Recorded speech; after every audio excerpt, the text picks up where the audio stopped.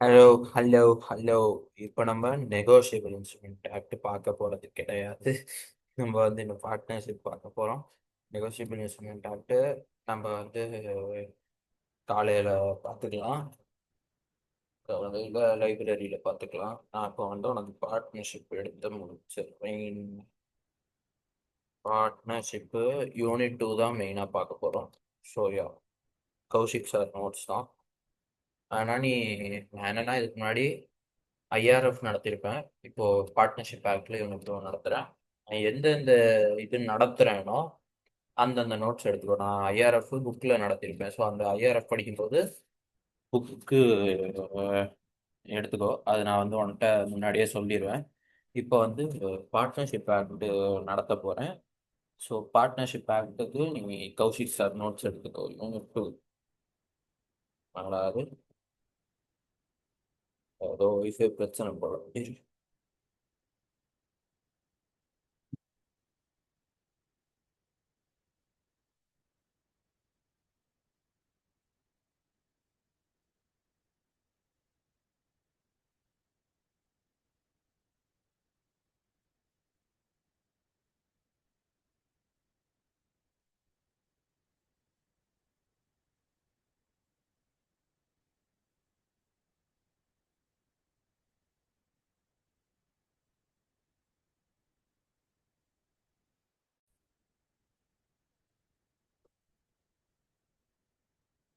Okay, there is technical issue.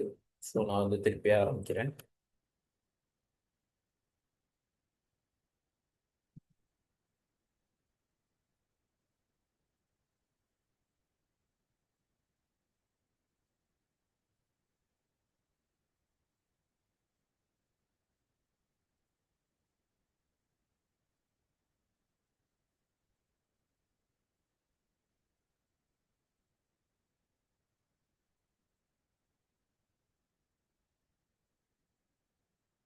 Okay, Indian partnership act start பண்ணுறேன். நம்ம unit 1 உனக்கு தெரியும், basics of partnership analysis elements மூலம் உனக்கு தெரியும். இது யூனிட் 2 16வது பேஜில் இருந்தது. 18, 19, 20, 21, 22, 23, 24, 37, 28, 28 வரைக்கும். அதுக்கப்புறம் வருது இம்பார்ட்டன்ட்ங்கிறத விட இந்த எது இம்பார்ட்டன்ட்டோ அதை பிடிச்சிட்டு போயிட்டே இருக்கலாம். Partnership unit 2 okay. அதே மாதிரி ஐஆர்எஃப்ஆ, கம்பெனிஸ் ஆக்டா, நெகோஷியபிள் இன்ஸ்ட்ருமெண்ட்டா, சோகா சொல்லாட்டியும் சோகா, அப்புறம் கான்ட்ராக்ட் ஆக்டா படிச்சோமா? ஓகே, கான்ட்ராக்ட் ஆக்ட் படிச்சாச்சு. ஆஹ் ஏற்கனவே உனக்கு இதெல்லாம் தெரியாம கிடையாது. Like I have taught you once. உனக்கு அதை பத்தின ஒரு ஐடியா இருக்கும். ஓகே, சோகானா இது. ஓகே, இதுனா இது பண்ணோம் அது பண்ணோம் அப்படின்றப்போ உனக்கு ஐடியா இருக்கும். ஸோ நான் என்ன பண்ண போறேன்னா, இது இம்பார்ட்டன்ட்னு சொல்றது மைண்ட்ல ஒரு தாட்டி உனக்கு ஏத்திடுறேன். ஒரு வேகான மெமரியா ஏத்திடுறேன். நீ என்ன பண்ற? ஏத்துறதுக்கு அப்புறம் நீ வந்து என்ன பண்ணணும்? நீ அப்படியே நம்ம கொஸ்டின் சால்வ் பண்ணும்போது யூஸ் ஆகும். நம்ம எவ்வளோக்கு எவ்வளோ கொஸ்டின் சால்வ் பண்ணுறோமோ அவ்வளோக்கு எவ்வளோ ஈஸியாக போயிடும். Okay, first unit two relation of partners. Okay, partner relation பார்த்துல first relation of partners, mutual rights and duties up to various events its affect, அது வரைக்கும் பார்க்க போகிறோம். மொத்தம் 12 பேஜ் சாலிடா முடிச்சிடலாம். Basic rights and duties of partners. First, general duties of partners. Acts for greatest common advantage of firm. Okay, ஃபர்மோட greatest common advantage. Partner வந்து இண்டிவிஜுவலாக act பண்ணுறதோட கிரேட்டஸ்ட் காமன் அட்வான்டேஜ்க்கு தான் வந்து எப்பயுமே ஆக்ட் பண்ணுவான். ஒரு just and faithful manner act பண்ணுவான். அண்ட் ஆல்சோ அந்த பார்ட்னர்ஷிப்போட ஒரு அக்கௌண்ட்ஸ் இருக்குல்ல, அதை ட்ரூவாக ஃபுல் இன்ஃபர்மேஷனோட பார்ட்னர்ஸ் ஆர் லீகல் ரெப்ரசன்டேட்டிவ்ஸ்க்கு ரெண்டர் பண்ணுவாங்க. அதாவது இதாப்பா, இதுதான் எங்க பார்ட்னர்ஷிப் ஃபேர்ம், இதுதான் எங்க பார்ட்னர்ஷிப் ஃபேர்மோட அக்கௌண்ட்ஸ், இதுதான் வந்து ஃபுல் இன்ஃபர்மேஷனோட இருக்கு, இதுதாங்க உங்களுக்கு தரேன்னு சொல்லிட்டு மற்ற பார்ட்னர்கிட்டயோ இல்லை அந்த பார்ட்னர்களோட லீகல் ரெப்ரசன்டேட்டிவ்கிட்டயோ சொல்லுவோம். இதுதான் வந்து ஜென்ரல் டியூட்டிஸ் ஆஃப் பார்ட்னர்ஸ் நம்ம வந்து என்ன சொல்ல நம்ம இந்தியன் பார்ட்னர்ஷிப் ஆக்ட் எக்ஸ்பெக்ட் பண்ணுறது தான் ஜென்ரல் டியூட்டிஸ் ஆஃப் பார்ட்னர்ஷிப் இப்படி தான் இருக்கணும் அப்படின்னு. Duty to indemnify for the loss, அதாவது என்னன்னா ரெண்டு கேஸ் இருக்கு. First case fraud by partner of firm against third party, fraud by partner on co partners. அதாவது என்னன்னா ஒரு தேர்ட் பார்ட்டியை ஏற்கனவே ஒரு ரெண்டு பார்ட்னர் இருக்கு, ஒரு நாலு பார்ட்னர் வச்சுக்கோ. அதுல ஒரு பார்ட்னர் வந்து என்ன பண்றான், ஒரு தேர்ட் பார்ட்டி, அதாவது பார்ட்னர்ஷிப் ஃபார்மோட டீல் வச்சிருக்கிற ஒரு தேர்ட் பார்ட்டியை ஃப்ராட் பண்ணி ஏமாத்திட்டான். நம்பர் ஒன், அது வந்து அந்த பார்ட்னர்ஷிப் கொடுத்த அத்தாரிட்டியில இருக்கணும். ஓகேவா? இப்ப என்ன பண்ணுவான் அந்த தேர்ட் பார்ட்டி, என்ன பண்ணுவான், எனக்கு அதெல்லாம் தெரியாது, உன் பார்ட்னர் தான் ஏமாத்திருக்கான், காசு செட்டில் பண்ணுன்னு பார்ட்னர்ஷிப் ஃபார்ம்கிட்ட காசு கேட்பாங்க. அந்த லாஸை வந்து என்ன பண்ணும், பார்ட்னர்ஷிப் ஃபார்ம் வந்து அந்த பார்ட்னர் சார்பா அந்த லாஸை இண்டெம்னிஃபை பண்ணும். அதுக்கப்புறம் அந்த பார்ட்னரை பிடிச்சு இவங்களுக்கு நஷ்டம் ஆச்சுல்ல இவன் பண்ண ஃப்ராடுனால, அந்த நஷ்டத்தை சரி கட்ட சொல்லுவாங்க. அப்படி வந்து அவன் சரி கட்டாட்டி கோர்ட்ல கேஸ் போடலாம். Number two, fraud by partner on co partners. ஒரு பார்ட்னர் மற்ற பார்ட்னரை ஃப்ராட் பண்ணி ஏமாத்திட்டாங்கன்னா அந்த பார்ட்னர், அந்த ஃப்ராட் பண்ணி ஏமாந்த பார்ட்னருக்கு எதுவும் லாஸ் ஆச்சுன்னா இண்டெம்னிஃபை பண்ணணும், எந்த கான்சிக்வன்சஸா இருந்தாலும் பண்ணணும். அடுத்து determination of rights and duties by contracts. First ஒரு mutual rights and duties of பார்ட்னர்ஸ்ங்கிறது அந்த பார்ட்னர்ஸ் அவங்களுக்கு இடையில போட்டுக்கிற கான்ட்ராக்டை பேஸ் பண்ணி தான் இருக்கு மியூச்சுவல் ரைட்ஸ் அண்ட் டியூட்டிஸ். இப்போ அந்த கான்ட்ராக்ட் இருக்குல்ல, அந்த கான்ட்ராக்ட் என்ன பண்ணுன்னா, நான் ஓகே என்ன சொல்ல, அவன் வந்து அந்த கான்ட்ராக்ட்ல ஒரு அக்ரிமெண்ட் இருக்கும். என்ன அக்ரிமெண்ட் இருக்கும், நம்ம வந்து எந்த ட்ரேடும் பண்ண மாட்டோம். எந்த ட்ரேடும் பண்ண மாட்டோம்னா ஜீரோ ட்ரேடு கிடையாது. அதாவது இந்தியன் கான்ட்ராக்ட் ஆக்டை வந்து வித்ஸ்டாண்ட் பண்ணாம எந்த ட்ரேடும் பண்ண மாட்டோம். அதாவது இந்தியன் கான்ட்ராக்ட் ஆக்ட் கட்டுப்பட்டு தான் எல்லா ட்ரேடும் பண்ணுவோம் அப்படிங்கிறதுக்கு தான் வந்து அந்த கான்ட்ராக்டே போடுறாங்க. ஓகேவா? இந்த பேசிக் ரைட்ஸ் அண்ட் டியூட்டிஸ்க்கு பார்ட் டூ என்ன சொல்றேன், conduct of partner, conduct of business. இது வந்து ரைட்ஸ்ல வருது. Conduct of business. Okay, conduct of business. Conduct of பிஸ்னஸ்னா என்னன்னு சொல்றோம், every partner has the right to take part in the conduct of the business. Every partner act diligently. டிலிஜென்ட்லினா என்ன சொல்ல, கொஞ்சம் நல்ல ஸ்டர்னா ஆக்ட் பண்றது. உம், இதுக்கான ஸ்பெசிபிக் மீனிங் எனக்கு தெரியல, so பார்த்துருவோமே.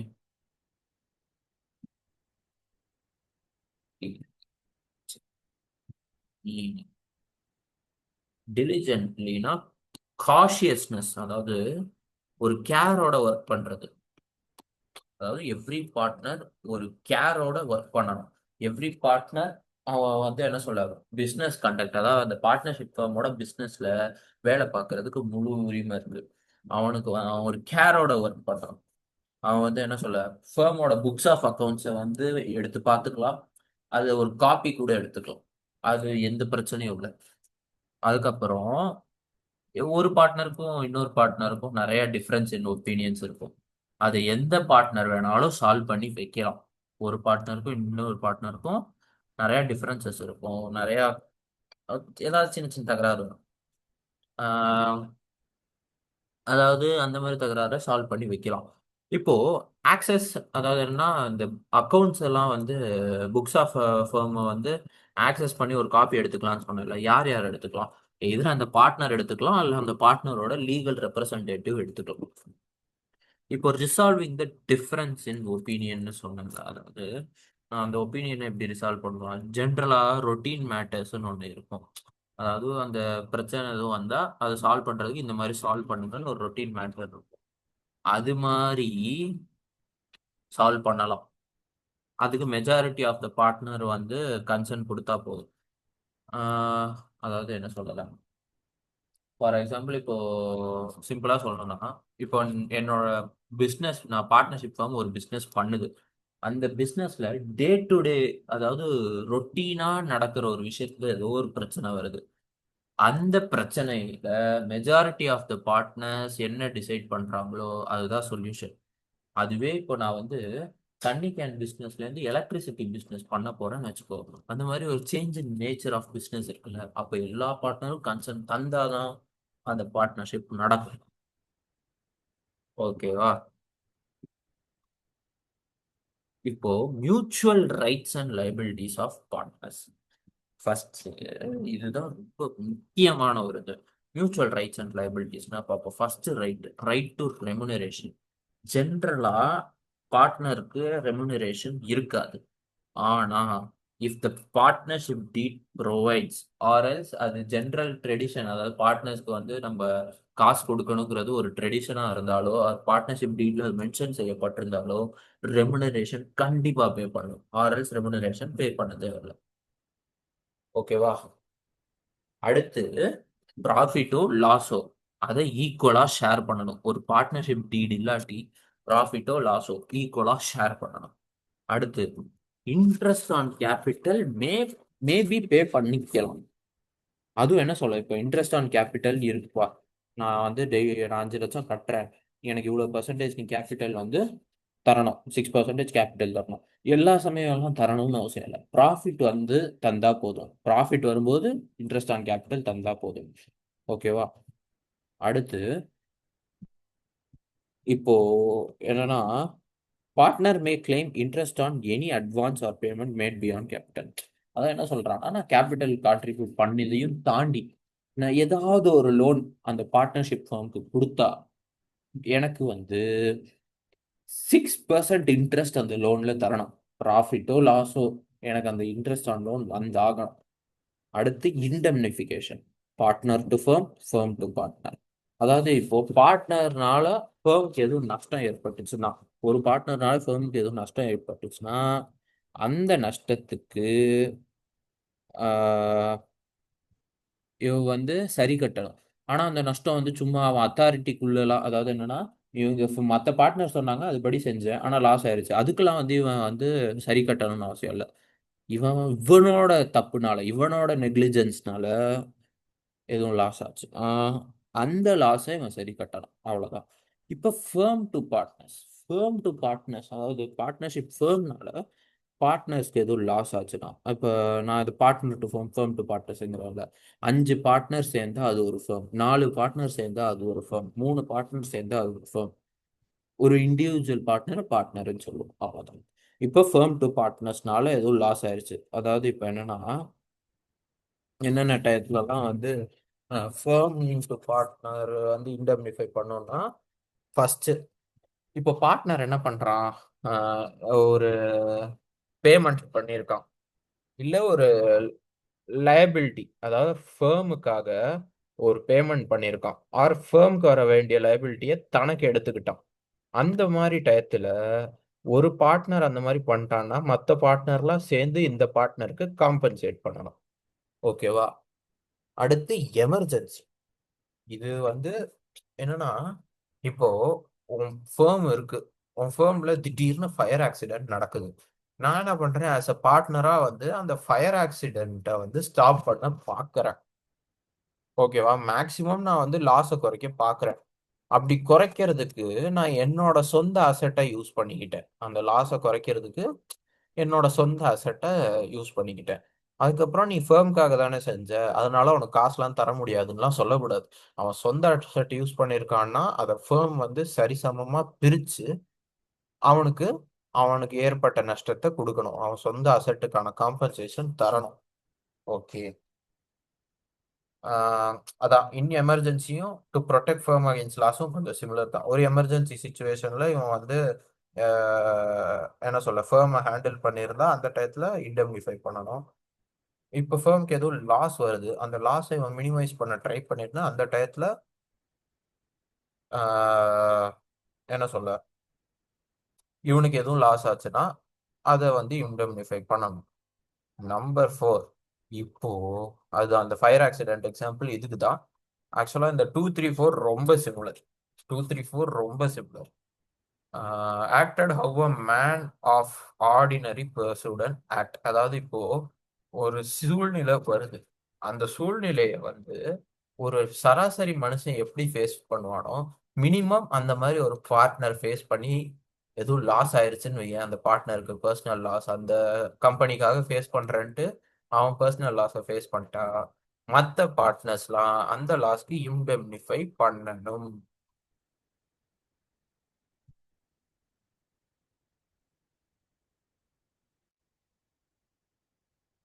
Other rights and duties. Okay, other rights and duties என்ன சொல்ல வருது? Partnership property. How to create a partnership property. அதாவது என்னோட எனக்கு நான் ஆல்ரெடி வாங்கி போட்ட ப்ராப்பர்ட்டியை பார்ட்னர்ஷிப்குள்ள ஒரு கேபிட்டலா கொண்டு வரலாம், காமன் ஸ்டாக்கா கொண்டு வரலாம். ஆர் எல்ஸ் நம்ம பார்ட்னர்ஸ் எல்லாம் சேர்ந்து ஒரு ப்ராப்பர்ட்டியை வாங்கலாம். இது ரெண்டு விதமா தான் கொண்டு வர முடியும். Goodwill as a property. Yes, குட்வில்லையும் ஒரு ப்ராப்பர்ட்டியா கொண்டு வர முடியும். குட்வில்லுங்கிறது மக்கள் மத்தியில ஒரு பர்சனோட ரெப்யூட்டேஷனை தான் குட்வில். ஒரு பர்சனோ ஒரு அதான் நேச்சுரலோ ஆர்டிஃபிஷியலோ அந்த பர்சனோட ரெப்யூட்டேஷனை தான் குட்வில்னு சொல்றோம். அந்த குட்வில்ல ஒரு மானிட்டரி வேல்யூவால நம்மளால கொடுக்க முடியும். குட்வில்னா அதுக்கு ஓகே, 1,50,000 குட்வில்னு ஒரு மானிட்டரி வேல்யூ ஃபிக்ஸ் பண்ண முடியும். ஓகேவா? அந்த குட்வில்ல எய்தர் ஒரு ஃபேர்முக்கு செப்பரேட்டா விற்கலாம், ஆர்எல்ஸ் அந்த குட்வில்ல மற்ற அசட்டோட சேர்த்து விற்கலாம். எப்படி வேணாலும் அந்த குட்வில்ல வித்துக்கலாம். அப்படி குட்வில்ல விற்கும் போது அதுலேருந்து ஒரு அமௌண்ட் வருது இல்ல, அந்த அமௌண்ட்டை எல்லா பார்ட்னரோட நம்ம ஷேர் பண்ணிக்கலாம், உரிமை இருக்கு. அன்லஸ் பார்ட்னர்ஷிப் டீட்ல வேற மாதிரி எதுவும் கொடுத்திருந்தா அந்த பார்ட்னர்ஷிப் டீடை தான் ஃபாலோ பண்ணணும். ஓகேவா? ஓகே. அடுத்து application of partnership property. Partnership property எதுக்கெல்லாம் யூஸ் பண்றாங்க? பிஸ்னஸ்க்காக யூஸ் பண்ண முடியும், பிஸ்னஸ்க்காக யூஸ் பண்ண முடியும், பிஸ்னஸ்க்காக மட்டுமே யூஸ் பண்ண முடியும். அன்லெஸ் ஆர் அதர்வைஸ் பார்ட்னர்ஷிப் டீட் எதுவும் மென்ஷன் பண்ணியிருக்காதா, பிஸ்னஸை தவிர்த்து எதுவும் மென்ஷன் பண்ணியிருந்தா அதுக்கு யூஸ் பண்ணிக்கலாம். அதுதான் பார்ட்னர்ஷிப் ப்ராப்பர்ட்டி வந்து சொல்லுது. Personal profit earn by a partner. இது வந்து எக்ஸாம்ல மிக முக்கியமா கேட்கக்கூடிய கேள்வி. அதாவது partner shall be liable to give back profits made by the firm in the following two cases: profit made by using firm name or property or business connection, profit made by carrying on business competing with firm's business. அதாவது என்ன சொல்ல வரும்? ஆ இப்போ வந்து நான் ஃபேமோட பேரை வச்சோ, இல்ல ஃபேமோட ப்ராப்பர்ட்டியை வச்சோ, இல்ல ஃபேம்க்கு இருக்கிற பிஸ்னஸ் கனெக்ஷனை வச்சோ நான் ப்ராஃபிட் மேக் பண்ணிட்டேன்னா அந்த ப்ராஃபிட்டை ஒரு ரூபா கூட நான் எடுத்துக்காம ஃபேம்க்கு கொடுத்துடணும். ஆர் இப்போ நான் வந்து பிஸ்னஸை கேரி ஆன் பண்றேன், அந்த பிஸ்னஸ் நான் பார்ட்னரா இருக்கிற பிஸ்னஸ்க்கே, நான் பார்ட்னரா ஒரு ஃபேர்ம்ல இருக்கேன்ல, அந்த ஃபேர்ம் ஒரு பிசினஸை கேரி ஆன் பண்ணுது, நான் வந்து ஒரு சொந்தமா ஒரு பிசினஸ் கேரி ஆன் பண்றேன். இந்த ரெண்டு பிசினஸும் காம்படிட்டிங் பிசினஸா இருந்தா அதுல எனக்கு ஒரு ப்ராஃபிட் கிடைக்கும்ல, அந்த ப்ராஃபிட்டை பார்ட்னருக்கு பார்ட்னர்ஷிப் ஃபர்ம்க்கு கொண்டு வந்தே ஆகணும். அப்படி கொண்டு வராட்டி என்னை கோர்ட்டுக்கு கொண்டு வர வைக்கலாம். அதுதான் உண்மை. Rights and duties on change in firm. ஆக்சுவலா ஒரு ஃபேர்ம்ல என்னென்ன சேஞ்சஸ்லாம் நடக்கும்? அட்மிஷன், அதுக்கப்புறம் seizure of partners, fixed period, partnership into will. அதாவது என்ன சொல்ல வரேன்னா, ஒரு ஃபிக்ஸட் பீரியடுக்கு நான் பார்ட்னரா இல்லாம அந்த ஃபிக்ஸட் பீரியடு, அதாவது என்ன சொல்லலாம், 6 மாசத்துக்கு பார்ட்னரா இருக்கேன்ப்பா அப்படின்னு பார்ட்னர்ஷிப் கூட என்டர் ஆயிருப்பான். ஆனா அந்த பார்ட்னர்ஷிப் எப்படி தெரியுமா கன்வெர்ட் ஆயிருக்கும்? நான் இருக்கிற வரைக்கும் இருப்பேன்ப்பா அப்படின்னு பார்ட்னர்ஷிப் கன்வெர்ட் ஆயிருக்கும். Or else adding a new undertaking or adventure. அதாவது என்ன சொல்றான்னா, நான் வந்து என்ன சொல்ல, நான் வந்து கொளுத்து வேலை பார்க்க போறேன். அந்த கொளுத்து வேலை பார்க்கறதுக்கு எனக்கு ஒரு பார்ட்னர் தேவை. ஸோ அந்த கொளுத்து வேலை ஒரு நான் ஏன்னா 5 பேருக்கு வந்து அந்த கொளுத்து வேலை பார்த்து தர வரைக்கும் நம்ம பார்ட்னரா இருக்கலாம் அப்படின்னு சொல்லிட்டு பார்ட்னரா இருக்கும். அந்த அஞ்சு பேருக்கு கொளுத்து வேலை பார்த்து கொடுத்தாச்சு. சரி, ஓகே. நம்ம வந்து என்ன பிரிஞ்சிடலாமா? இல்ல வேண்டாம், இல்ல வேண்டாம், நம்ம 2 பேரும் பிரிய வேண்டாம், பார்ட்னரா பிரிய வேண்டாம். அடுத்து நம்ம ஒரு பஞ்சு மிட்டாய் வியாபாரம் பண்ணோம். 2 பேரும் அதுக்கு ஒரு பார்ட்னர்ஷிப்பா இருப்போம். நம்ம 100 பஞ்சு மிட்டாய் விற்கிற வரைக்கும் பார்ட்னர்ஸா இருப்போம் அப்படின்னு சொல்லிட்டு ஒரு புது அட்வென்ச்சரை கொண்டு வரோம். ஆல்ரெடி 5 பேருக்கு சொல்லிட்டு வேலை பார்க்கறது ஒரு அட்வென்ச்சர். இப்போ 100 பஞ்சு மிட்டாய் விற்கிறது இன்னொரு அட்வென்ச்சர். ஒரு புதுசா ஒரு அட்வென்ச்சர் வரும்போது அது ஒரு சேஞ்ச். இப்போ அட்மிஷன், சீசர் ஆஃப் பார்ட்னர்னா என்ன சொல்ல, death of partner or dissolution of partner, death, retirement, dissolution இந்த மாதிரி அதெல்லாம் வந்து சீசர் ஆஃப் பார்ட்னருக்கு கீழே வந்துடும். இப்போ இந்த இது மாதிரி வருதுன்னு வச்சுக்கோ, admission, death, retirement, dissolution of partner, அடுத்து fixed period of partnership turn into partnership but will or else a new adventure coming into partnership. இந்த மாதிரி எதுவும் சேஞ்சஸ் நடந்தா, ஒரு பார்ட்னர்ஷிப்ல இந்த மாதிரி எதுவும் சேஞ்சஸ் நடந்தா, ரைட்ஸ் அண்ட் டியூட்டிஸ் சேமா இருக்கும். அன்லஸ் ஆர் அன்டில் அந்த இது இருக்கு தெரியுமா, பார்ட்னர்ஷிப் அக்ரிமெண்ட், அந்த அக்ரிமெண்ட் வேற ஏதாவது சொல்லிச்சுன்னா அந்த அக்ரிமெண்ட்டை தான் ஃபாலோ பண்ணணும். அப்படி எதுவுமே சொல்லாட்டி rights and duties remains the same.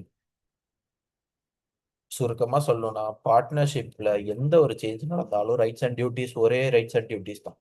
ஆனா நம்ம ரைட்ஸ் அண்ட் டியூட்டிஸ் மாத்திக்கணும்னா பார்ட்னர்ஷிப் அக்ரிமெண்ட்லயே ஒரு சேஞ்சஸ் பண்ணணும், அவ்வளவுதான். மைனர் ஆஸ் அ பார்ட்னர், மிக முக்கியமானது மைனர் ஆஸ் அ பார்ட்னர். அதாவது ஒரு minor cannot be a partner, ஆனா minor can be admitted for benefits of partnership. அவனால வந்து புக்ஸ் ஆஃப் அக்கவுண்ட்ஸை இன்ஸ்பெக்ட் பண்ணலாம், அதை ஒரு காப்பி எடுத்துக்கலாம், and he can have the share in profits and as well as properties of the firm. அவன் ப்ராஃபிட்ல share எடுத்துக்கலாம், ப்ராப்பர்ட்டிலையும் share எடுத்துக்கலாம். இப்போ வந்து ஒரு மைனர் மெஜாரிட்டி அட்டைன் பண்றான், மைனர் பார்ட்னரா இருக்கான், மெஜாரிட்டி அட்டைன் பண்றான். அப்படி அட்டைன் பண்ணதுக்கு அப்புறம் மற்ற பார்ட்னர்ஸ்லாம் சேர்ந்து ஓகே இவன் தான் மெஜாரிட்டி அட்டைன் பண்ணிட்டான்ல, எய்தர் வந்து இவனை கம்பெனியில் வச்சு பார்ட்னர்ஷிப்ல வந்து பார்ட்னரா வச்சுப்போம், ஆர்எல்ஸ் தூக்கி போட்டுருவோம்னு ஓட்டிங் பேஸ் பண்ணி வச்சுக்கலாம். ஆனா ஓட்டிங் பேஸ் பண்ணின்னு இல்லை, ஆக்சுவலா எல்லா பார்ட்னர்ஸும் அந்த மைனர் பார்ட்னரை தவிர்த்து எல்லா பார்ட்னரும் அக்ரி பண்ணிட்டாங்கன்னா, அதாவது இவனை எதர் வச்சுக்கலாமா வேணாமாங்கிறது எல்லா பார்ட்னரும் அக்ரி பண்ணாதான் அந்த டெசிஷன் எடுக்கப்படும். இப்போ எல்லா பார்ட்னரும் வந்து இவனை வச்சுக்கலாம், இவனை வந்து ஒரு பார்ட்னரா அட்மிட் பண்ணிக்கலாம்னு வந்து டிசைட் பண்ணிட்டாங்கன்னா, இந்த மைனர் மேஜர் ஆவான்ல, அந்த மேஜரான பார்ட்னர் வந்து பார்ட்னர்ஷிப் ஃபார்ம்ல கண்டினியூ பண்ணுவான். அந்த மற்ற எல்லா பார்ட்னர்ல ஒரு பார்ட்னர் கூட அக்ரி பண்ணாட்டி இவனால கண்டினியூ பண்ண முடியாது. மைனர் வந்து என்ன சொல்ல, அவனால என்ன சொல்ல, நான் பார்ட்னர்ஷிப்பை விட்டு போறேன், எனக்கு அதெல்லாம் தெரியாது, நீ அக்கௌண்ட்ஸை செட்டில் பண்ணுலாம் சொல்ல முடியாது. அவனால பார்ட்னர்ஷிப் ஃபேர்மை சூ பண்ண முடியாது. அவன் மெஜாரிட்டி அட்டைன் பண்ணதுக்கு அப்புறம் அவனுக்கு வந்து என்ன சொல்ல, இவன் பார்ட்னர்ஷிப் ஃபேர்மோட பெனிஃபிட்ஸா வந்து நான் லைக் ஃபார் எக்ஸாம்பிள் என்ன சொல்றேன்னா, என் மைனரால பார்ட்னர் ஆக முடியாது, பட் அவனால பெனிஃபிட்ஸ் ஆஃப் பார்ட்னருக்கு அட்மிட் பண்ண முடியும்ல அந்த மைனரை. அவன் வந்து மெஜாரிட்டி அட்டைன் பண்ணதுக்கு அப்புறம் அவன் கோர்ட்ல ப்ரூவ் பண்ணணும், எனக்கு வந்து இந்த மாதிரி எந்த நாலேஜும் கிடையாது, என்ன ஒரு பெனிஃபிட்டுக்கு என்னை வந்து அப்ரூவ் பண்ணியிருக்காங்க, என்னை வந்து பெனிஃபிட் ஆஃப் பார்ட்னர்ஷிப்க்கு வந்து என்னை அட்மிட் பண்ணியிருக்காங்க அப்படின்னு எனக்கு எந்த நாலேஜும் இல்லைன்னு இவன் ப்ரூவ் பண்ணணும் கோர்ட்டில்.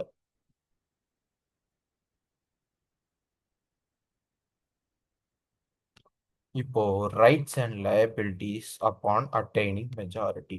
இப்போ ஒரு மைனர் பார்ட்னர் மெஜாரிட்டி அட்டைன் பண்ணான், என்னது மைனர் பார்ட்னர் மெஜாரிட்டி அட்டைன் பண்ணான், அவனுக்கு என்ன ரைட்ஸ் அண்ட் லயபிலிட்டிஸ் இருக்கு?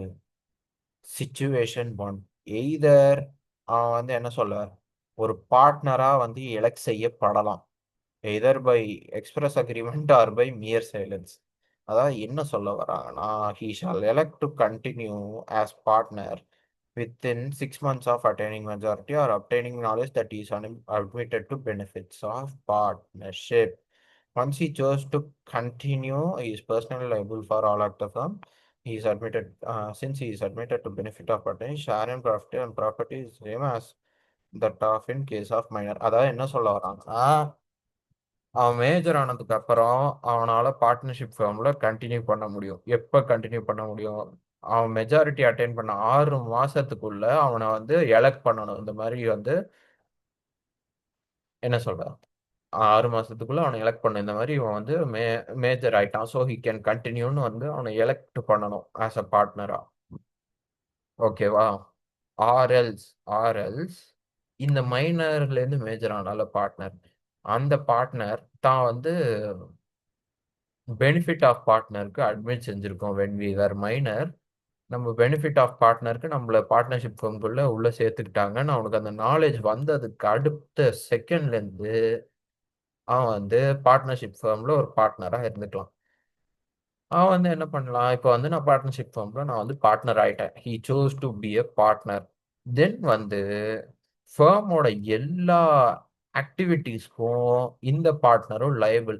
ஆனா வந்து இவன் மைனரா இருக்கும்போது என்ன ஷேர் அண்ட் ப்ராஃபிட்ஸ் இருந்துச்சோ அதே ஷேர் தான் கண்டினியூ ஆகும். ப்ராப்பர்ட்டிலையும் சரி ப்ராஃபிட்லையும் சரி அவனுக்கு என்ன ஷேர் இருந்துச்சோ அதே இது கண்டினியூ ஆகும். அவனோட ஷேர் அண்ட் ப்ராஃபிட் ப்ராப்பர்ட்டி வந்து சேமா தான் இருக்கும். எஸ். இப்போ இப்போ அவன் வந்து பார்ட்னரா வர வேண்டாம் அப்படின்னு வந்து எல்லாரும் டிசைட் பண்ணிட்டாங்கன்னு வையேன். ஆஹ் அவன் அவன் வந்து இந்த மைனர் வந்து ஆக்சுவலா எங்களுக்கு பெனிஃபிட்டுக்கு தான் நாங்கள் அட்மிட் பண்ணியிருந்தோம். இப்போ இவன் மேஜர் அட்டைன் பண்ணிட்டான், ஸோ இவனை வந்து நாங்கள் கண்டினியூ பண்ண விரும்பல. இவன் வந்து பார்ட்னர் இனி ஆஸ் அ பார்ட்னரா கண்டினியூ பண்ண முடியாதுன்னு ஒரு பப்ளிக் நோட்டீஸ் விடணும். ஆஃப்டர் பப்ளிக் நோட்டீஸ் கொடுத்ததுக்கு அப்புறம் அந்த மைனரா இருந்தால ஒரு பார்ட்னர் அவன் மேஜரா இருப்பான்ல, அந்த பப்ளிக் நோட்டீஸ் கொடுத்ததுக்கு அப்புறம் அந்த மேஜர் பார்ட்னர் வந்து என்ன தெரியுமா, அந்த ஃபேமோட ஆக்டிவிட்டீஸ்க்கு லயபிள் கிடையாது. அண்ட் ஆல்சோ மற்ற பார்ட்னரை இவன் சூ பண்ணலாம். எதுக்கு சூ பண்ணலாம், இவனை வந்து செட்டில் பண்ணி அனுப்பிச்சிட்டாங்கல்ல, அதுக்கு மற்ற பார்ட்னரை சூ பண்ணிக்கலாம். புரியுதா? இதுல முக்கியமானது, மைனர் வந்து செட்டில்மெண்ட் கேட்க முடியாது, சூ பண்ண முடியாது. மைனர் அப்பான் அட்டைனிங் மெஜாரிட்டி அவன் வந்து கோர்ட்ல ப்ரூவ் பண்ணும். சொல்லிட்டேன் already, but still.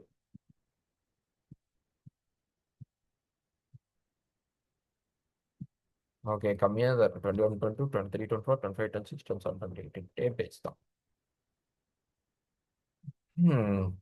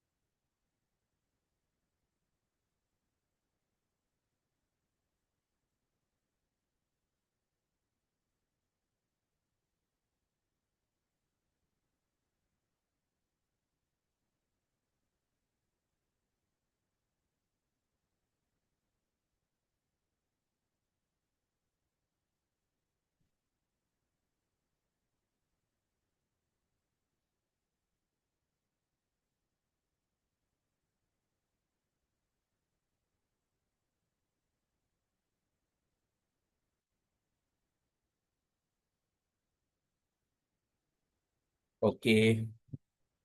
Okay. Take over.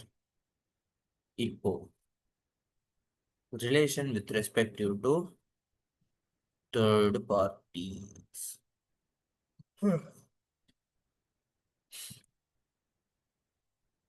அதாவது partner as an agent. Every partner, every partner is an agent for a act done in the course of business of the firm. இப்போ ஒரு business கோர்ஸ்ன்னு ஒன்று இருக்கு. அதாவது business கோர்ஸ்னா அது engineering medical மாதிரி கிடையாது. Course of business. அதாவது பிஸ்னஸ்க்காக அவன் வந்து ஒரு ஆக்ட் பண்ணியிருக்கான், ஒரு ஆக்டிவிட்டி பண்ணியிருக்கான். ஸோ அந்த ஆக்டுக்கு மற்ற பார்ட்னர் ஏஜென்ட். இவன் ஒரு ஏஜென்ட். அந்த ஆக்ட பண்ண பார்ட்னரும் ஏஜென்ட், மற்ற பார்ட்னரும் அந்த ஆக்டுக்கு agent. In a partnership, every partner is treated as both principal as well as agent. அதாவது அவன் இப்போ ஃபார் எக்ஸாம்பிள் என்ன சொல்றாங்கன்னா, ஒரு மூணு பார்ட்னர், ஒரு மூணு பார்ட்னர்ல மொதல் பார்ட்னர் கம்பெனிக்கு, ஐ மீன் அந்த பார்ட்னர்ஷிப்காக அவன் வந்து ஒரு 500 கோடி ரூபா டீலை முடிச்சிட்டான். பார்ட்னர்ஷிப்காக அந்த 500 கோடி ரூபா டீலை முடிச்சான். டீலை முடிச்ச அந்த பார்ட்னர் கம்பெனிக்காக தான் அந்த டீலை முடிச்சான். ஸோ அந்த partner treated as principal.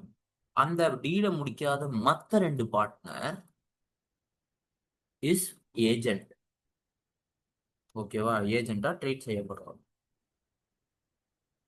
Agent having community of interest. அதாவது என்ன சொல்ல வரோம்னா, ஒருத்தர் ஏஜென்ட்னு சொல்லப்படுவான். எப்போ தெரியுமா சொல்லப்படுவான்? ஒன்லி அவன் பிஸ்னஸோட கோர்ஸ்க்காக ஆக்ட் பண்ணியிருந்தால் மட்டுமே இஸ் அன் ஏஜென்ட். அந்த பிஸ்னஸ் கோர்ஸ் பார்ட்னர்ஷிப் ஃபர்மோட பிஸ்னஸ் ஆகியிருக்கணுமே தவிர்த்து பர்சனலா எதுவுமே இருக்கக்கூடாது. ஓகேவா? Partners implied authority. General rule: any act done by a partner, any act done by a partner which is in kind of a business carried by partners will bind the firm. அதாவது என்ன சொல்ல வரேன்னா, ஒரு partnership பிஸ்னஸ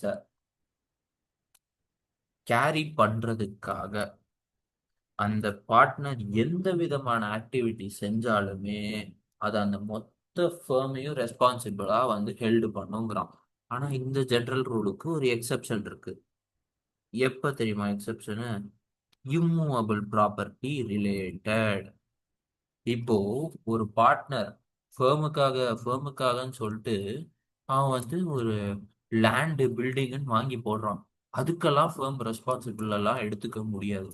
ஏன்னா land building is a big investment. அதுக்கு வந்து ஃபேமோட approval இருந்தால் தான் அவன் அது வாங்கி போடலாம். அப்படி அவன் ஃபேம் பேரில் வாங்கி போட்டான்னா அதுக்கு வந்து ஃபேம் ரெஸ்பான்சிபிள் கிடையாது. Or transfer of immovable property. அதாவது ஃபேமோட லேண்டு ப்ராப்பர்ட்டியை வந்து மற்றவங்களுக்கு டிரான்ஸ்ஃபர் பண்ணி அதை மற்றவங்களுக்கு வித்துட்டான்னா ஸ்டில் ஸ்டில் அப்பயும் ஃபேம் ரெஸ்பான்சிபிள் கிடையாது. ஏன்னா அவன் அப்படி விற்கும்போது அவன் ஃபேமோட பர்மிஷன் கேட்டிருக்கான். அப்படி அவன் வித்துட்டாரு பிரச்சனை வந்துச்சுன்னா அது ஃபேம் பொறுப்பு ஏற்றுக்காது. அதே சமயத்துல இந்த ப்ராப்பர்ட்டிக்கு இவன் இண்டெம்னிஃபை பண்ணிங்க ஆகணும். இது வந்து இம்மூவபிள் ப்ராப்பர்ட்டி ரிலேட்டட். அடுத்து லீகல் ரிலேட்டட் இருக்கு. அதாவது சப்மிட் டிஸ்பியூட்ஸ் டு ஆர்பிட்ரேஷன். இப்போ ஃபேமுக்கு எதுவும் ஃபேம் ஒரு ஃபேமுக்கு இப்போ பார்ட்னர்ஷிப் ஃபேம் இருக்கு, அவங்களுக்கு ஏதோ பிரச்சனை வருது, லீகல் இஷ்யூ ஏதோ வருது. அந்த எதிர்த்தரப்பு ஆளுங்களோட ஆர்பிட்ரேஷன், அதாவது பேச்சுவார்த்தையோட முடிச்சுக்கலாம் அப்படின்னு ஒரு பார்ட்னர் டிசைட் பண்ணி அவங்களோட டீலிங் வச்சுக்கிட்டா, அந்த டீலிங் வச்சுக்கிட்ட பார்ட்னரை தவிர்த்து இருக்கிற மற்ற பார்ட்னர் அதுக்கு ஒத்துக்கணும்னு அவசியம் கிடையாது. ஏன்னா இது நாங்க டிசைட் பண்ணல. ஆர்பிட்ரேஷன்னா எல்லாரும் அக்ரி பண்ணணும். இவன் ஒருத்தன் அக்ரி பண்ணிட்டு இவன் போய் பேசுறான்னு போய் நின்னா மற்ற பார்ட்னர்ஸ் எல்லாம் வந்து அக்ரி பண்ணணும்னு அவசியம் கிடையாது. அடுத்தது காம்ப்ரமைஸ். இப்போ அதே மாதிரி ஏதோ ஒரு பிரச்சனை வருது, அதுக்கு எதிர்த்தரப்பு ஆளுங்க காம்ப்ரமைஸா போயிடலாம், செட்டில் பண்ணிடலாம். அப்படின்னு ஏதாவது சொல்லிட்டு வந்து நின்னாங்கன்னா எல்லா பார்ட்னர்ஸோட அப்ரூவலும் தேவை. ஒரு பார்ட்னர் வந்து அப்ரூவ் பண்ணிட்டா ஃபேமே அப்ரூவ் பண்ணிட்டதா அர்த்தம் கிடையாது. ஆர்எல்ஸ் ஒரு கேஸ் கொடுத்துருக்காங்க, பார்ட்னர்ஷிப் ஃபேம் வந்து ஒரு கேஸ் கொடுத்துருக்காங்க, அந்த கேஸை வித்ட்ரா பண்ணணும்னாலும் எல்லாரோட அப்ரூவலும் தேவை. ஒருத்தர் மட்டும் அப்ரூவ் பண்ண முடியாது. அட்மிட் லைபிலிட்டி இப்போ என்னன்னா வந்து நான் இந்த லைபிலிட்டியை ஏத்துக்கிறேன் அப்படின்னு ஒரு பர்சன் சொல்லிட்டா ஃபேமே ஏத்துக்கிறது அர்த்தம் கிடையாது. அது நான் அந்த லைபிலிட்டி ஏத்துக்கிறேன்னா எல்லாரும் வந்து அந்த லைபிலிட்டி ஏத்துக்கிறதுக்கு அக்ரி பண்ணணும். Others open bank accounts. இப்போ என்னன்னா பார்ட்னர்ஷிப் பேர்ல பேங்க் அக்கௌண்ட் ஓபன் பண்ணோம்னா எல்லாரும் என்ன சொல்ல அக்ரி பண்ணோம். இப்போ ஒரு பார்ட்னர்ஷிப் ஃபர்ம் இன்னொரு பார்ட்னர்ஷிப் ஃபர்மோட பார்ட்னர்ஷிப்குள்ள ஒரு பார்ட்னர்ஷிப் ஃபர்ம் இன்னொரு இண்டிவிஜுவலோட பார்ட்னருக்குள்ள பார்ட்னர்ஷிப்குள்ள போறான்டா, அதுக்கு எல்லாரோட அப்ரூவலும் வேணும். இவன் ஒருத்தன் மட்டும் ஃபர்ம் பேர்ல வந்து பார்ட்னர்ஷிப் என்டர் ஆக முடியாது. இல்லை ஏதாவது எனி எதர் ஸ்பெஷல் ஈவெண்ட், அது என்ன ஸ்பெஷல் ஈவெண்ட்டாக வேணாலும் இருக்கலாம். Okay, part two. எதுக்கு பார்ட் டூ? பார்ட்னர்ஸ் இம்ப்ளைட் அத்தாரிட்டிக்கு part two. Mode of doing an act to bind the firm. An act done by the partner in normal course of business will bind the firm. The binding effect is true only if the act is done in the firm or with an intent to bind the firm. அதாவது என்ன சொல்ல வராங்கன்னா, ஒரு activity பண்றோம், அந்த activity normal course of பிஸ்னஸ்ல பண்ணப்பட்டுச்சுன்னா அது ஃபேர்மை find பண்ணும். அதாவது firm will be held responsible. அந்த ஃபேர்ம் வந்து எப்போ தெரியுமா வில் பி ஹெல்ட் ரெஸ்பான்சிபிள்? இப்போ அந்த ஆக்டிவிட்டி பண்ணியிருக்கான்ல, அந்த ஆக்டிவிட்டி ஃபேர்ம் பேர்ல பண்ணியிருக்கணும், ஆர் ஃபேர்மை வந்து ரெஸ்பான்சிபிளா வைக்கணுங்கிறதுக்காக அந்த ஆக்டிவிட்டி பண்ணியிருக்கணும். அப்பதான் அந்த firm will be held responsible. ஓகேவா? இதுல extensions and restriction to partners implied authority. பார்ட்னரோட அத்தாரிட்டிக்கு என்ன ரெஸ்ட்ரிக்ஷன்ஸ் இருக்கு, என்ன எக்ஸ்டென்ஷன்ஸ் இருக்கு பார்த்துருவோம். A firm may by contract between partner extend or restrict implied authority to any of the partner notwithstanding anything. அதாவது என்ன சொல்ல வரான்னா, ஒரு கான்ட்ராக்ட்ல ஒரு பார்ட்னருக்கு கொடுக்க அந்த ஒரு பார்ட்னருக்கு ஏற்கனவே இருக்கிற அத்தாரிட்டியை நம்ம ஜாஸ்தியும் படுத்தலாம் ஆர் குறைக்கவும் செய்யலாம். ஓகேவா? இப்போ எனக்கு வந்து என்ன சொல்ல, அவன் எனக்கு அந்த மாதிரி அத்தாரிட்டியை ஜாஸ்தி பண்ணதும் செட் ஆகல, இல்லை குறைச்சதும் செட் ஆகலைன்னா என்ன பண்ணலாம்? அந்த இப்போ ஃபார் எக்ஸாம்பிள் என்ன சொல்ல வரான், இப்போ வந்து அந்த நான் இவனோட அத்தாரிட்டியை ஜாஸ்தி பண்ணிட்டேன் ஆர் ரெஸ்ட்ரிக்ட் பண்ணிட்டேன், அந்த மாதிரி டயத்துல ஃபேர்ம் வந்து லயபிளா இருக்கும். அது எந்தெந்த கேஸ்லலாம் லயபிளா இருக்கும்? ஃபார் எக்ஸாம்பிள் இப்போ என்னன்னா, இதர் நான் ஒரு பார்ட்னர், என்னை தவிர்த்து ரெண்டு பார்ட்னர் இருக்காங்க. கான்ட்ராக்ட் படி அவங்க ரெண்டு பேரும் அந்த என்னோட அத்தாரிட்டியை வந்து எதர் எக்ஸ்பேண்ட் பண்ணிட்டாங்க ஆர் ரெஸ்ட்ரிக்ட் பண்ணிட்டாங்க. ஆனா அது அதுக்கப்புறம் எனக்கு மிச்சம் இருக்குள்ள ஒரு அத்தாரிட்டி, அந்த அத்தாரிட்டியை வச்சு நான் ஒரு ஆக்டிவிட்டி பண்ணிட்டேன். அந்த ஆக்டிவிட்டி வந்து அந்த அத்தாரிட்டி வச்சு பண்ணதுக்கு அப்புறம் firm would be held responsible for that activity.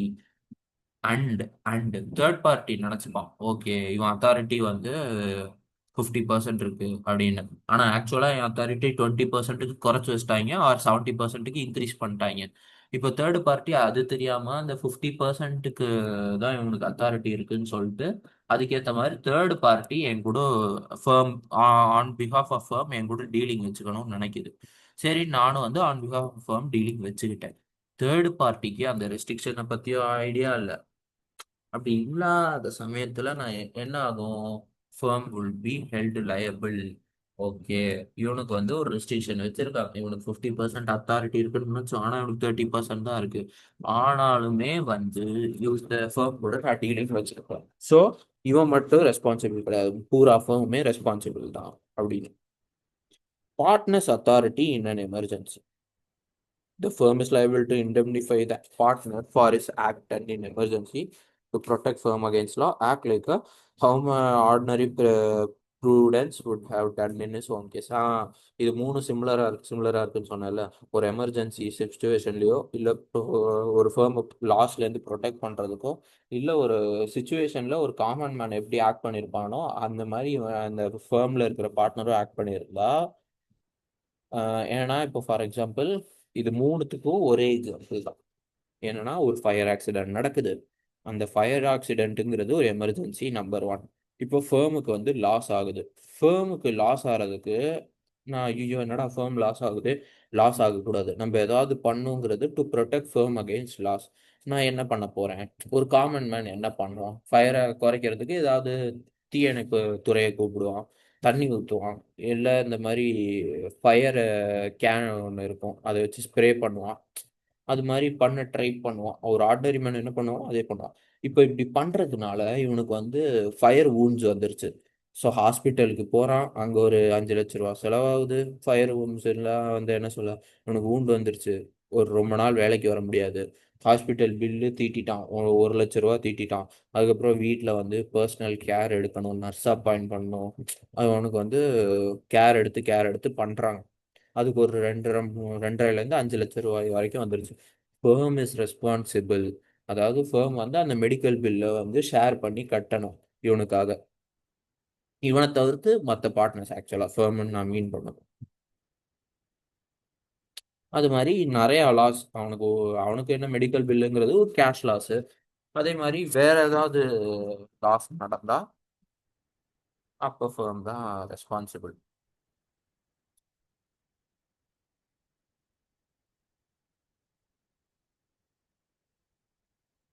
ம் அடுத்து லைபிலிட்டி டு தேர்ட் பார்ட்டி. அதுக்கப்புறம் legal consequence of partners coming in and getting out. அடுத்து அதுதான் அதோட கண்டினியூஷனு. அதுக்கப்புறம் admission and notice by inactive partner. அதுக்கப்புறம் special rights of an outgoing partner. அதுக்கப்புறம் miscellaneous. முடிச்சிடலாம்.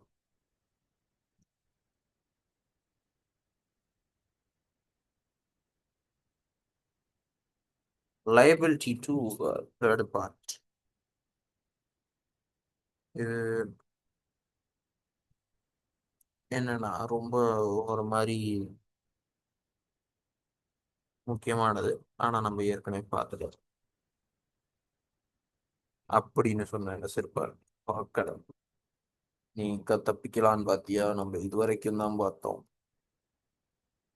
அதாவது any act done by firm will bind all the partners. ஓகேவா? A partner will be liable only if the act done is while he is a partner. இப்போ என்னன்னா, நான் பார்ட்னரா இருக்கும்போது மட்டுமே அந்த ஃபேம் என்ன பண்ணாலும் நான் ரெஸ்பான்சிபிள். நான் பார்ட்னரா இல்லாத சமயத்துல அந்த ஃபேம் என்ன பண்ணியிருந்தாலும் நான் ரெஸ்பான்சிபிள் கிடையாது. All the partners shall be joint and served liable for the acts of the firm. அதாவது இப்போ ஆக்டிவா இருக்காங்கல்ல, ஆக்டிவா இருந்த சென்ஸ் என்ன, ஆக்டிவ் பார்ட்னர்ஸ் கிடையாது. இப்போ கரண்டா ஸ்லீப்பிங் பார்ட்னரா ஆக்டிவ் பார்ட்னரா கரண்டா ஆனா பார்ட்னரா இருக்காங்கல்ல, அந்த டயத்துல எந்த விதமான லைபிலிட்டியும் ஒன்னா சேர்ந்து தான் இந்த ஃபேம் ஃபேஸ் பண்ணணும். liability of the firm for wrongful acts of the partners. அதாவது என்னன்னா, ஒரு பார்ட்னர் நார்மல் கோர்ஸ் ஆஃப் பிஸ்னஸ்ல ஒரு ஆக்ட் பண்ணியிருக்கணும். அந்த ஆக்ட் அவனுக்கு அவனுக்கு கொடுத்துருக்கிற அத்தாரிட்டிக்கு கீழே பண்ணியிருக்கணும். ஓகேவா? அதே சமயத்துல அவன் இந்த ஆக்ட்னால தேர்டு பார்ட்டிக்கு ஏதாவது நஷ்டமோ இல்லை ஏதாவது ஒரு இன்ஜுரியோ இல்லை ஏதாவது ஒரு பெனால்ட்டியோ வந்திருக்கணும். ஸோ என்ன பண்ணும் இந்த ஃபேம் வந்து தேர்டு பார்ட்டிக்கு என்ன விதமான நஷ்டமோ அதை சரி கட்டிடணும். அதுக்கப்புறம் இந்த பார்ட்னர் இருக்கான்ல, அவன்கிட்டேருந்து இன்டெம்னிஃபை பண்ணிக்கலாம். டெஃபினட்டா பண்ணிக்கலாம். Liability of the firm for misapplication by partners. The firm will be liable to make good the loss caused if partner has received money or property with this implied authority from a third party and misapplied it. Okay.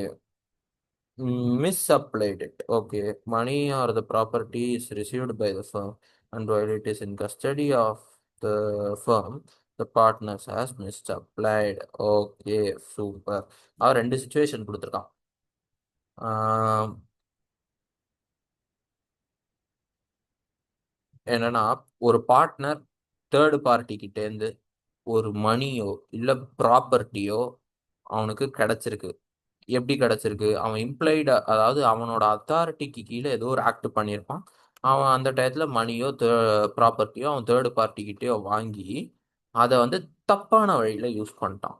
RL situation two, அந்த ஏற்கனவே third party மணியும் ப்ராப்பர்ட்டியும் fame கிட்ட கொடுத்து வச்சிருக்கும். இவன் இந்த partner என்ன பண்றான், அந்த மணியும் ப்ராப்பர்ட்டி எடுத்துக்கிட்டு தப்பான விஷயத்துக்கு யூஸ் பண்றான். ரெண்டு சுச்சுவேஷனுக்கும் ஒரே சொல்யூஷன் தான். Firm will be liable to make things good. அதாவது ஏதாவது தப்பு பண்ணியிருந்தா அதை ஃபேம் தான் சரி கட்டணும். அதுக்கப்புறம் லாஸ் இன்டெம்னிஃபை பண்ணிக்கிறது அவன் பாடு. ஆனா ஃபேம் சரி கட்டியே ஆகணும். Legal consequences of coming in and going out. Coming in going அவுட்ல ரெண்டே இதுதான், மெயின் முக்கியமான ரெண்டு இது. Admission of a partner, retirement of the partner. Death dissolution, sorry, admission of the partner, retirement of partner. Death டிசல்யூஷன்லாம் அப்புறம் இதை முதல்ல பா. Admission of a partner. General rules. Admission of a new person as a partner is possible with the only consent of all persons. The new person will not be liable for the action before that. அதாவது என்ன சொல்றான்னா, எல்லா பார்ட்னரும் சம்மதிச்சா மட்டுமே ஒரு புது person பார்ட்னர்ஷிப்குள்ள வர முடியும். அதே சமயத்தில் அதே சமயத்தில் அந்த புது பர்சன் அவன் அட்மிஷன் நடக்கிறதுக்கு முன்னாடி அந்த பார்ட்னர்ஷிப் ஃபர்ம் என்னெல்லாம் ஆக்டிவிட்டி பண்ணியிருக்கோ அதுக்கெல்லாம் இவன் ரெஸ்பான்சிபிலிட்டி எடுத்துக்கணும்னு அவசியம் கிடையாது. சுத்தமா கிடையாது. இது ஜென்ரல் ரூல்ஸ். ஸ்பெஷல் ரூல்ஸ் என்ன தெரியுமா? Generally liability for new partner comes from the date of birth. However, a new partner may agree to accept the liability of the accident before admission. The concept. அதாவது என்ன சொல்ல வரேன்னா, ஜென்ரலா அந்த date of அட்மிஷன்ல இருந்து தான் என்ன சொல்ல, அட்மிட்டட் பார்ட்னருக்கு லயபிலிட்டிங்கிறது ஸ்டார்ட் ஆகும். ஹவெவர், அந்த புதுசா வந்த பார்ட்னர் அவன் வரதுக்கு முன்னாடி என்னெல்லாம் லைபிலிட்டி இருந்துச்சோ அந்த லைபிலிட்டிலாம் அவன் டேக் ஓவர் பண்ணிக்கலாம், ஆர்எல்ஸ் அக்செப்ட் பண்ணிக்கலாம். அது அவனுக்கு உரிமை இருக்கு, அதெல்லாம் யாரும் கேட்கக்கூடாது. The concept of bringing out new contract substituting old one is called novation. இப்போ இவன் அட்மிஷன் புது பார்ட்னர் வந்துட்டான், ஓகேவா? சாரி, அதுக்கு முன்னாடி இன்னொன்று இருக்கு. To do so the new constituted firm has to take consent of creditors to discharge old partners and create. அவன் என்ன சொல்ல வரான்னா, இப்போ ஏற்கனவே 4 பேர் இருக்கான், அஞ்சாவது ஆள் ஒருத்தன் வந்து லைபிலிட்டி எடுத்துக்கிறேன் அப்படின்ட்டு வரான். ஸோ என்ன பண்ணுவான், அந்த பழைய கான்ட்ராக்டை கேன்சல் பண்ணிட்டு தேர்ட் பார்ட்டியோட பர்மிஷனோட இந்த அஞ்சாவது ஆளை உள்ள சேர்த்துப்பான். அதாவது சார், ஏற்கனவே 4 பேர் இந்த லைபிலிட்டியை அக்செப்ட் பண்ணியிருந்தோம், இப்போ அஞ்சாவது ஆளா வந்து ஒருத்தன் வந்து இந்த லைபிலிட்டியை ஷேர் பண்ணிக்கிறேங்கிறான். உங்களுக்கு ஓகேவா சார், உங்க லைபிலிட்டியை நாங்கள் அஞ்சா ஷேர் பண்ணி கொடுக்கலாமா அப்படின்னு தேர்ட் பார்ட்டி கிட்ட கன்சென்ட் வாங்கிட்டு அதுக்கப்புறமா புது கான்ட்ராக்ட் போடணும். அந்த பழைய கான்ட்ராக்ட்ல இருந்து புது கான்ட்ராக்டா மாத்துற அந்த ப்ராசஸ்க்கு பேரு நோவேஷன்னு சொல்லுவாங்க. ஓகேவா? அடுத்து retirement of a partner. First modes of retirement என்ன பண்ணலாம்? நோட் நோட்டீஸ் கொடுத்துட்டு எல்லா பார்ட்னர்ஸோட கன்சென்ட்டோட ரிட்டையர் ஆகலாம். ஆர்எல்ஸ் எக்ஸ்பிரஸ் அக்ரிமெண்ட், அதாவது என் வேலை முடிஞ்சிருச்சா, நான் எனக்கு வந்து நம்ம அக்ரிமெண்ட் படி நான் ரிட்டையர் ஆகிற டயத்தில் ரிட்டையர் ஆயிடுவேன், அவ்வளோதான். Retire by giving up notice to partner in case of partner. அதாவது பார்ட்னர்ஷிப் பட்டு வில்லா இருந்தா எல்லா பார்ட்னர்ஸ்க்கும் நோட்டீஸ் கொடுத்துட்டு ரிட்டையர் ஆகிட்டு போய்கிட்டே இருக்கலாம். Nature of liability to retired partners, அதாவது என்னன்னா, liability for liability for acts done before retirement. Okay, இப்போ ஒரு பார்ட்னர் ரிட்டையர் ஆகிறதுக்கு முன்னாடி ஒரு அந்த ஃபேர்ம்ல ஒரு ஆக்டிவிட்டி எல்லாம் நடந்திருக்கும்ல, அதுக்கு அவன் எந்த அளவுக்கு லைபிள்னு பார்க்க போறோம். Agreement entered with DP and partners, third party and partners. Okay, என்ன சொல்ல வரான்னா, அவன் ரிட்டையர் ஆகிறதுக்கு முன்னாடி தேர்ட் பார்ட்டிஸும் மற்ற பார்ட்னர்ஸும் எதுவும் அக்ரிமெண்ட் போட்டிருக்காங்கன்னா அதுக்கு இவன் லயபிள் கிடையாது. அப்படி எதுவும் அக்ரிமெண்ட் இல்லாட்டி இவன் லயபிள் தான். ஓகேவா? அடுத்து liability for acts done after retirement. ஓகேவா? அதாவது நான் என்ன சொல்றான், நான் வந்து ரிட்டையர் ஆயிட்டேன், இனி வந்து நான் எந்த லைபிலிட்டிக்கும் வந்து லைபிளா இருக்க மாட்டேன் அப்படின்லாம் கிடையாது. நான் பப்ளிக் நோட்டீஸ் கொடுத்ததுக்கு அப்புறம் தான் நான் லைபிள் கிடையாது. நான் ரிட்டையர் ஆனாலுமே பப்ளிக் நோட்டீஸ் கொடுக்காட்டி நான் லைபிள் தான். ஓகேவா?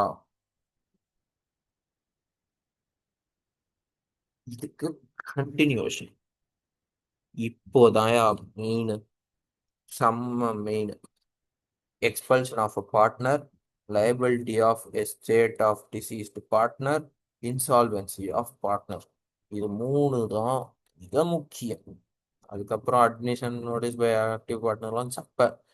ஆனா இந்த மூணு பயங்கர முக்கியமானது. Expulsion of partner. Under the following condition a partner may be expelled. Decision by majority of partner, decision to be taken in good faith, contract between the partners to expel. அதாவது condition one condition three பிரச்சனை இல்லை. அதாவது majority of the partner decision எடுத்துட்டாங்க expel பண்ணிடலாம் அப்படின்னு decision எடுத்துட்டா, expel இந்த சென்ஸ்னா தூக்கிடலாம், expel பண்ணிடலாம் டெசிஷன் எடுத்துட்டா அந்த பார்ட்னர் எக்ஸ்பெல் செய்யப்படுவான். அவங்க கான்ட்ராக்டே சொல்லியிருக்கு, ஓகே இந்த பார்ட்னர் வந்து ஆஸ் பர் கான்ட்ராக்ட் எக்ஸ்பெல் பண்ணிடலாம்னா எக்ஸ்பெல் பண்ணிடலாம். இப்போ decision to be taken in good faith. அதாவது ஒரு பார்ட்னர் எக்ஸ்பெல் பண்ணணும்னா அது குட் ஃபெய்த்தில் நான் வந்து அவனை எக்ஸ்பெல் பண்ணுறேன்னா என்னென்ன கண்டிஷன்ஸ்லாம் இருக்கு. ஃபர்ஸ்ட், பார்ட்னர்ஷிப் ஃபேமோட நலனுக்காக அவனை நான் எக்ஸ்பெல் பண்றேன், ஓகே எக்ஸ்பெல் பண்ணலாம். Notice served on concerned partner. இப்போ என்னன்னா நான் என் கம்பெனியோட நல்லதுக்கு பண்றேன், ஸோ அதை வந்து உனக்கு நோட்டீஸா நான் தரேன். இந்த number three, gave him an OPH. ஓபிஹெச்னா எனக்கு என்னன்னு தெரியல, பார்த்துருவோம்.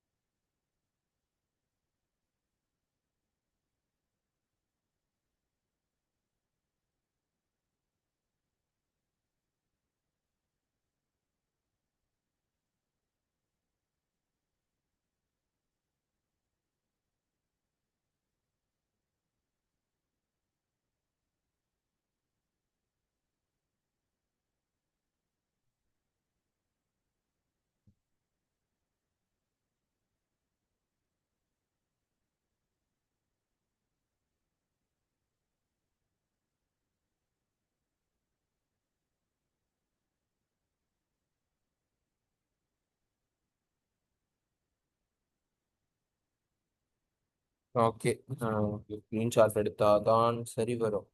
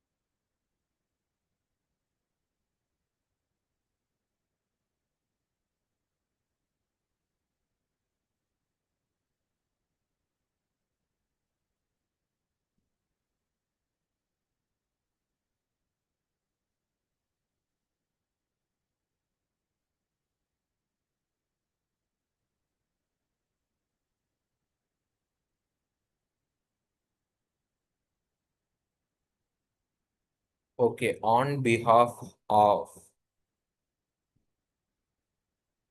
ஆன் பிஹாஃப் ஆஃப் இல்லை இல்லை இல்லை கோபால் இல்லை.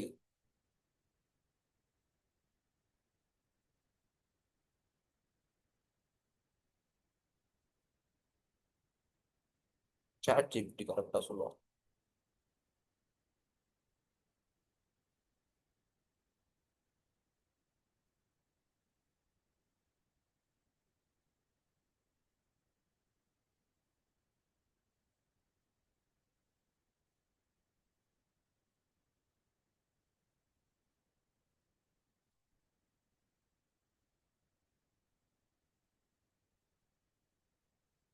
Opportunity of being herd.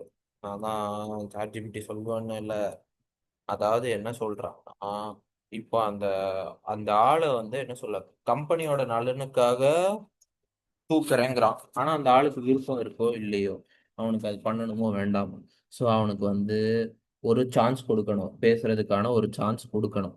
அந்த சான்ஸ் கொடுத்ததுக்கு அப்புறம் அந்த எக்ஸ்பல்ஷன் அதாவது என்ன சொல்ல வரான்னா, ஃபர்ஸ்ட் நான் வந்து உன்னை கம்பெனி விட்டு தூக்குறேன் அப்படின்னு வந்து சொல்றான். நான் எதுக்கு தூக்குறேன்னு கேட்டா, கம்பெனியோட நல்லதுக்காக, அதனால உன்னை தூக்குறேன் அப்படின்னு ஒரு நோட்டீஸ் கொடுக்குறான். அந்த நோட்டீஸ் கொடுத்ததுக்கு அப்புறம் இமீடியட்டா தூக்கக்கூடாது. அவனுக்கு ஒரு ஆப்பர்ச்சுனிட்டி தரணும். ஏன் வந்து உன்னை தூக்குறேன், நான் ஏன் உன்னை தூக்க கூடாது அப்படின்னு வந்து அவனை பேசுறதுக்கு ஒரு ஆப்பர்ச்சுனிட்டி தரணும். அதுதான் வந்து ஆப்பர்ச்சுனிட்டி ஆஃப் பீயிங் ஹர்டுன்னு சொல்றான். Liability of estate of deceased partner. இப்போ ஒரு பார்ட்னர் இறந்துட்டான். ஓகே. அதனால வந்து டிசல்யூஷன் ஆயிப்போச்சு. ஓகே. இப்போ அவனோட அசட்ஸ், அவனோட எஸ்டேட்லாம் என்ன பண்ணலாம் அப்படின்னா, அவன் எஸ்டேட் மேல கையே வைக்க முடியாது.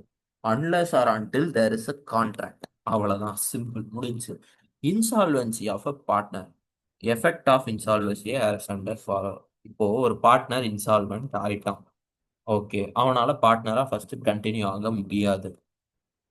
அவனுக்கு எப்ப வந்து இன்சால்வன்சிக்கு அப்ளிகேஷன் போட்டானோ, அப்பயே வந்து அவனுக்கு பார்ட்னர்ஷிப்கான உரிமை பறிபோகப்பட்டது. இப்போ அந்த இன்சால்வ் ஆனால அந்த பார்ட்னர், அவனோட அசட்ஸ் எஸ்டேட் எதுவுமே அவன் வந்து என்ன சொல்ல, அவன் இப்போ வந்து அவன் இன்சால்வெண்ட் ஆயிட்டான். ஓகே, அவனோட அசட்டு எஸ்டேட் எதுவுமே வந்து பார்ட்னர்ஷிப் ஃபர்முக்கு லயபிள் கிடையாது, அவங்களால யூஸ் பண்ண முடியாது. இப்போ இன்சால்வன்சி பார்ட்னர் இன்சால்வ் ஆனதுக்கு அப்புறம் அவன் எந்த ஆக்டிவிட்டி பண்ணாலும் ஃபர்மும் பொறுப்பேற்றுக்காது. ஓகேவா? Generally, the insolvency of a partner will lead to dissolution of firm. Okay, generally dissolution நடந்துரும். However, partners may agree to continue. அது அவங்க விருப்பம். Okay. Admission and notice by an active partners.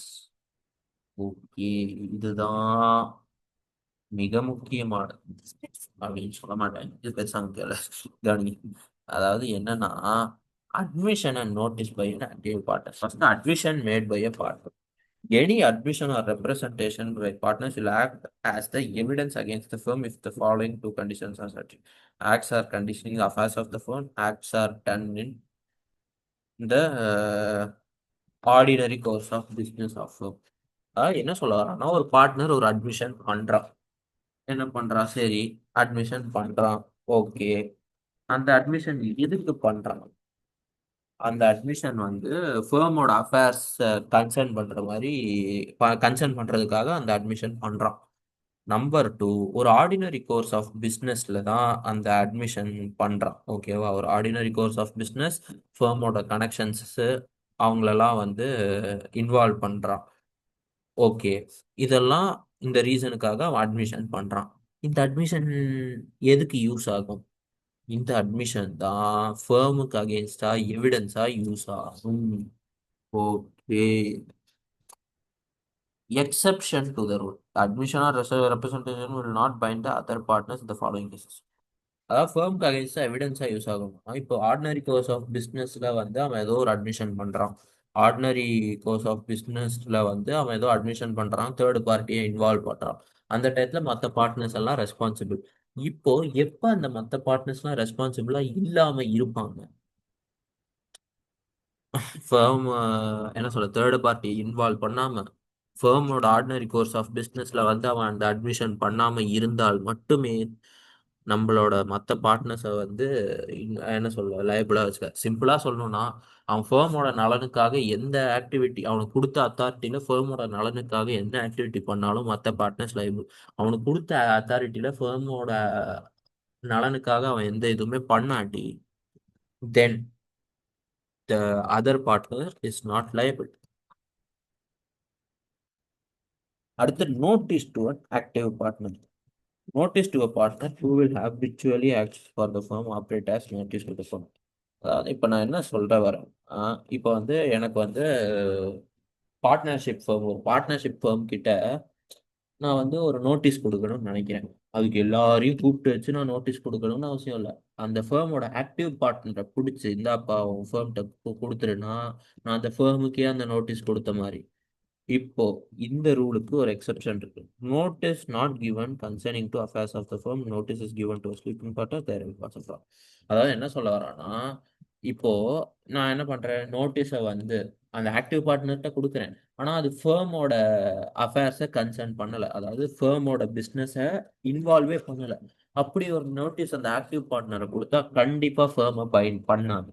அடுத்து அந்த நோட்டீஸை ஸ்லீப்பிங் பார்ட்னருக்கு கொடுத்தேன்னு வையேன், அப்பயும் ஃபேமை பைண்ட் பண்ணாது. இப்போ அந்த நோட்டீஸ் கொடுக்கறதுல ஒரு ஃப்ராட் இன்வால்வ் ஆகுதுன்னா ஃபேமை பைண்ட் பண்ணாது. ஆக்சுவலா எக்ஸெப்ஷன் டு த ரூலை நான் சொல்ல மறந்துட்டேன். இன்னும் மூணாவது ஒன்று, அதாவது ரைட்ஸ் ஆஃப் பார்ட்னர் லிமிட்டடா இருக்கு, தேர்ட் பார்ட்டி வந்து அந்த லிமிட்டேஷன் தெரிஞ்சிருக்கணும், ரெண்டுமே இருந்துக்கணும். பார்ட்னரோட ரைட் லிமிட்டடா இருக்கு, தேர்ட் பார்ட்டிக்கு அது தெரிஞ்சிருக்கணும். ஓகேவா? Okay, super. அடுத்து special rights of an outgoing partner. Rights of an outgoing partner to share subsequent party when section which when there exists retirement, insolvency, expulsion, death. Outgoing partnerனால என்ன சொல்ல, retire ஆயிட்டான், செத்துட்டான், இல்ல இன்சால்வ் ஆயிட்டான், இல்ல அவனை ஃபேம்ல இருந்து தூக்கிட்டான். ஓகே, அவனை அவுட் கோயிங் பார்ட்னரை டிஸ்சார்ஜ் பண்றதுக்கு என்னென்ன ஆப்ஷன்லாம் இருக்கு? மூணு வழிகள் இருக்கு. மூணு வழியில எப்படி வேணாலும் நீங்க டிஸ்சார்ஜ் பண்ணலாம். அவனோட அக்கௌண்ட்ஸை செட்டில் பண்ணிட்டு, அவனோட ஷேர் ஆஃப் ப்ராஃபிட்டை பே பண்ணிட்டு, அவனோட ஷேர் ஆஃப் ப்ராப்பர்ட்டியும் பே பண்ணிடணும். ஓகே, சிம்பிள், முடிச்சு கிளம்பு. If no account is settled and the firm is continued by surviving or continue partners, then the outgoing partner or is legal level entitled to opt for subsequent share and profit interest. அதாவது என்ன சொல்ல வரான்னா, எங்களால் sir, நீங்கள் வெளியே போனாலுமே எங்களால் இப்போ உங்களுக்கு செட்டில்மெண்ட் பண்ண முடியாது. ஓகே, இப்போ நீ பண்ணணும்னு அவசியம் இல்லை. அப்போ நீ ஒன்று பண்ணு, நீ வந்து எய்தர் ஃப்யூச்சரில் நீங்கள் எல்லாம் வந்து கண்டினியூ பண்ணுவீங்களா பிஸ்னஸ், அந்த பிஸ்னஸில் எனக்கு ஒரு ப்ராஃபிட் ஷேர் கொடுத்துரு. ஆர்எல்ஸ் உங்களோட ஓவரால் ப்ராஃபிட்ல எனக்கு 6% இன்ட்ரெஸ்ட், ஆர்எல்ஸ் ஓவரால் ப்ராஃபிட் இல்லை, ஓவராலாக நீங்கள் எனக்கு தர வேண்டிய படத்தில் 6% இன்ட்ரெஸ்ட்டோட ஃபியூச்சரில் எனக்கு தந்துடணும். இது ரெண்டுத்துல ஏதாவது ஒன்று நீங்கள் பண்ணியா. அடுத்து வே 3, the surviving or continuing partners may by contract opt to purchase the interest rights of outgoing partner. Chances neither the outgoing partner. Okay, அது என்ன சொல்ல வராங்கன்னா, ஒரு கான்ட்ராக்ட் படி நீங்க இதை விட்டு வெளில போயிட்டீங்கன்னா, அதாவது இந்த பார்ட்னர்ஷிப் ஃபார்ம் விட்டு வெளில போயிட்டீங்கன்னா உங்களுக்கு செட்டில் பண்ணணும்னு அவசியம் இல்லை, கான்ட்ராக்ட் போட்டுக்கலாம். அந்த டயத்துல அவுட் கோயிங் பார்ட்னருக்கும் ரைட் இல்லை, அவனோட லீகல் ரெப்ரசன்டேட்டிவ்க்கும் ரைட்டு கிடையாது. ஓகேவா? Rights of outgoing partner to carry on competing or continuing conflicting business. There are agreement in restraint of trade. If the partner agrees that he shall not carry on any competing business or speaking partner, he cannot engage as such. Okay. அதாவது என்ன சொல்ல வரான்னா, sir நான் ஃபேமை விட்டு வெளில போயிட்டா fame என்ன business பண்ணிச்சோ அதே business நான் பண்ண மாட்டேன் அப்படின்னு ஒரு கான்ட்ராக்ட் போட்டாங்கன்னு வையேன், அந்த கான்ட்ராக்ட் ஃபாலோ பண்ணியே தீரணும்.